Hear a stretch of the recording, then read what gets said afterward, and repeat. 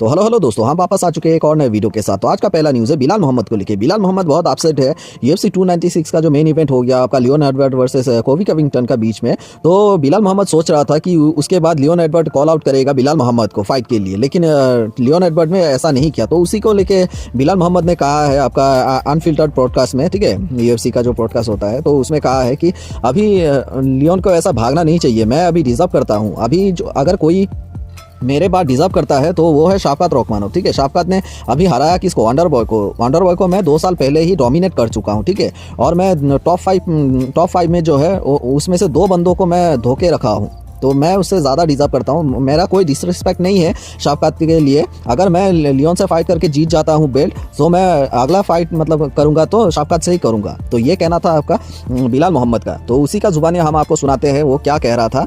तो चलिए वीडियो शुरू करते हैं। And for me, it's like I've beaten 5 top 10 fighters after that. I dominated Gilbert Burns on 3 weeks' notice. I haven't lost in 5 years. There's nobody that should be ahead of me for this title fight. There's nothing that should be said. There's only one other guy in the division that should be up there, and that's Shavkat. But he just beat Wonderboy, and I dominated Wonderboy before him 2 years ago. But no disrespect to him, he's an amazing fighter. Let me and Leon fight. I'll give him the next shot. I'm not going to be that champion that sits out and calls for Conor McGregor or somebody like that. I want to fight the best guys in the world.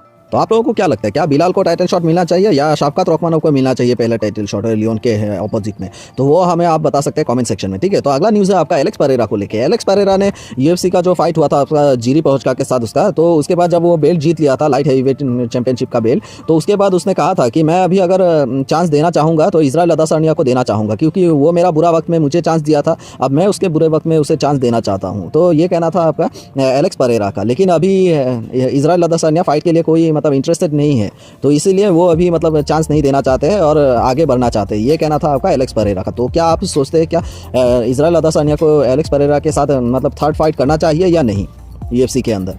तो वो हमें आप बता सकते हैं comment section में। तो चलते हैं अगले न्यूज़ पे। तो अगला न्यूज़ है आपका हेनरी सजूदो को लेके। हेनरी सजूदो ने कहा है कि अभी अगर कोई फाइट मतलब सेंस बनाता है, फाइट मतलब चैम्प वर्सेस चैम्प, तो वो आपका इस्लाम मकाचेव वर्सेस लियोन एडवर्ड के बीच में है। तो इन दोनों का फाइट अगर करवा दिया जाए तो ये एक मैसिव फाइट होगा। तो ये कहना था आपका हेनरी सजूदो का, ठीक है। मतलब 2024 में अगर कोई फाइट सेंस बनाता है, बड़ा अगर कार्ड बनाना चाहता है UFC वाले, तो ये दोनों को फाइट करवाना चाहिए। तो मैसिव कार्ड होगा ये। तो ये कहना था आपका हेनरी सजूदो को। तो आप लोगों को क्या लगता है, क्या बिलाल और इस्लाम और लियोन एडवर्ड का फाइट मैसिव होगा कि नहीं, और क्या आप देखना चाहेंगे वो हमें जरूर बता सकते हैं। तो अगला न्यूज़ है आपका इलिया टुपुरिया को लेके।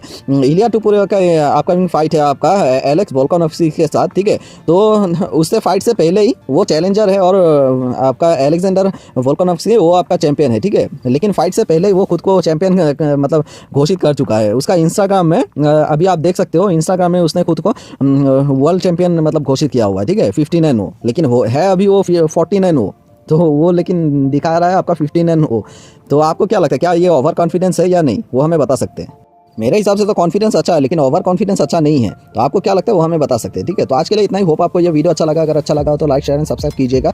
आज के लिए थैंक यू।